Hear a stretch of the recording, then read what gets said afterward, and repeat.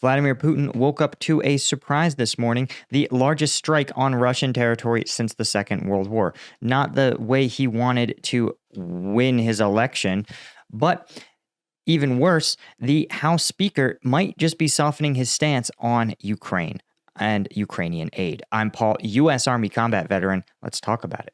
So, as you guys probably know, this has been months in the making. Putin's election is today or yesterday. It's actually taking place over the span of 3 days, but it's worth pointing out that this is not like a election in a conventional sense, right? Putin is the only candidate.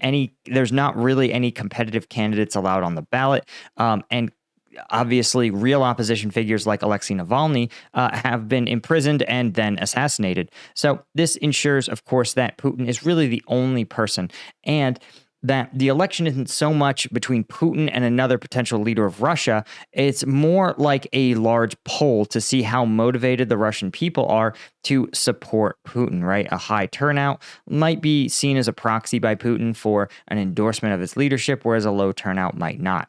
And so that is more what this is about. Now, as Al Jazeera, who's always happy to carry water for the Russian government, points out, the Russian economy has been subject to some pretty rough sanctions by Europe. And while the economy did shrink in 2022, the contraction was, well, it says just 1.2%. Guys, a 1.2% contraction of an economy is a lot. But the Russian economy actually bounced back this year as Russia proved able to circumvent sanctions, growing nearly 4%. And particularly oil and gas market are really buoying the entire Russian economy, as well as, of course, some state military spending.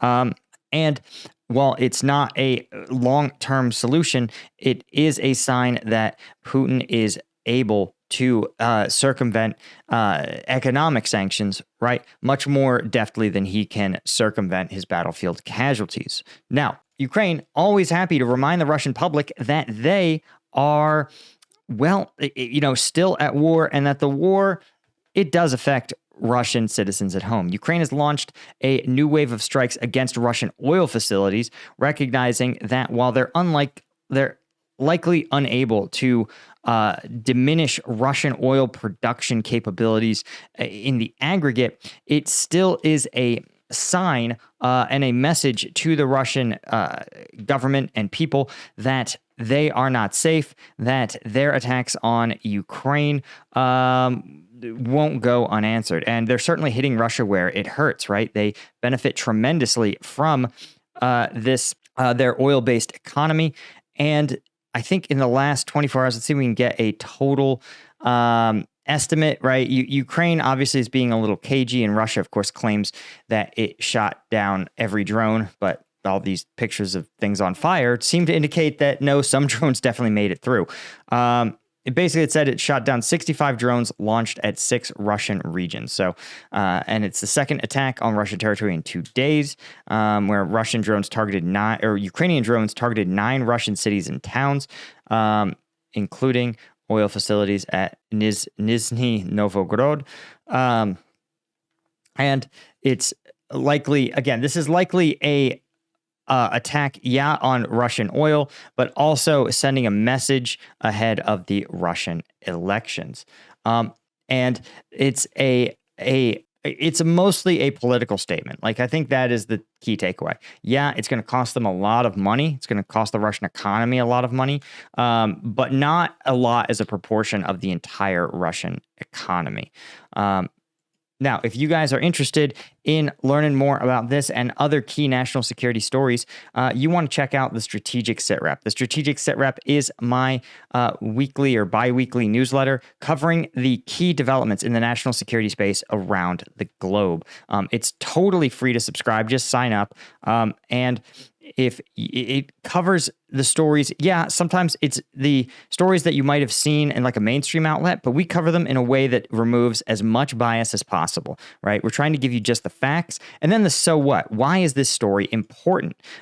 And you can see that while we do cover some of the major issues we all know about, like the Ukraine and Russian conflict, we also cover some less addressed issues. Like, for example, the defense minister, right, of Indonesia, who has ties to the dictatorship, was actually one of the dictatorship's like special forces commanders, has won election. And there's a thought that this is seen as an endorsement of Suharto style tactics, right? Particularly some of the extrajudicial killings allegedly in East Timor. And it can be a sign of sort of a rightward tilt for Indonesia. So if you're interested in some of these stories that are important but don't make the main news, check us out, strategicsitrep.com. Link is also in the description. But let's talk about the fact that it seems that Western aid is becoming increasingly essential for Ukrainian forces, right?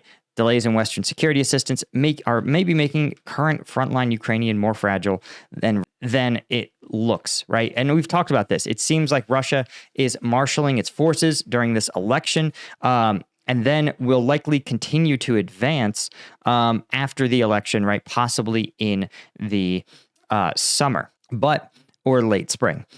The issue is that as long as this security aid is delayed, it's going to prove, detrimental to Ukrainian forces. But even though the ground is, the front lines are stable for now, they may still be a lot more fragile than anyone appreciates. But lucky for them, it sounds like Speaker Mike Johnson is finally giving in and giving up the pressure that he's been under to do the right thing, right? So it sounds like suddenly the rhetoric has pivoted, right? Before, there was no Ukraine aid deal. Then they needed a border deal. Then they said, well, we're going to cleave it off and it'll pass the Senate, but he refused to pass it. And now you notice that the Republicans have actually begun to push a lot harder, right? The Republican House Armed Services Chair Mike Rogers says, quote, pushing it, being Ukraine aid, off past next Friday is reckless. I've made that clear,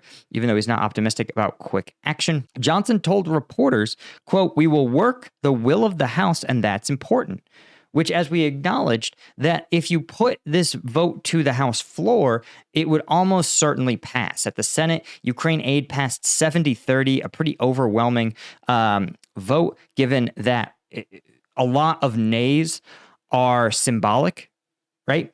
Once you know legislation's going to pass, a lot of like voters senators in this case, who want to be seen as They want to pay lip service to it. They'll vote no, knowing that their vote won't swing the actual outcome of the legislation. So a 70-30 is still a really strong endorsement of Ukraine aid. And even stronger, Johnson said, quote, there's a right and wrong there, a good versus evil, in my view. And Ukraine is the victim here. They were invaded, the speaker said. We're, quote, processing through the options right now. And even Tom Cole admits that sooner or later, quote, sooner or later, this is getting to the floor, so we can either come together on a package of our own and put it to the floor, or have to live with whatever the discharge petition produces.